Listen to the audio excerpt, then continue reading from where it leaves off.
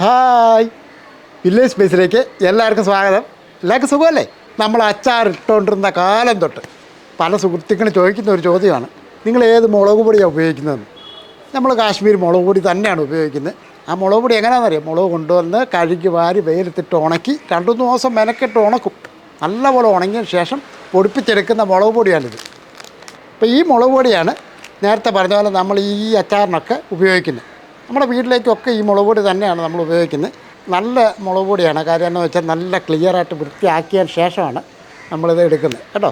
അപ്പോൾ നിങ്ങൾക്ക് ആവശ്യമുണ്ടെന്നുണ്ടെങ്കിൽ വാട്സപ്പിലൊന്ന് മെസ്സേജ് ഇട്ടാൽ മതി, നമ്മളത് നോക്കാം. ധൈര്യമായിട്ട് മേടിക്കാവുന്ന കേട്ടോ. ഇപ്പം നമ്മൾ ഈ മുളക് പൊടി മാത്രമല്ല, മീൻ അച്ചാർ, മാങ്ങ അച്ചാർ, നാരങ്ങ അച്ചാർ, ബീഫ് അച്ചാർ, മസാലപ്പൊടി. ഇപ്പം നമ്മുടെ ഇത്ര ഐറ്റങ്ങളൊക്കെ ഉണ്ട്. ഇതേപോലെ ഹോം മെയ്ഡ് സാധനങ്ങൾ ഇഷ്ടപ്പെടുന്ന ആൾക്കാരുണ്ട് അല്ലേ? അപ്പോൾ തീർച്ചയായിട്ടും നിങ്ങൾക്കത് വേണമെന്നുണ്ടെങ്കിൽ വാട്സപ്പിൽ മെസ്സേജ് ഇട്ടാൽ മതി.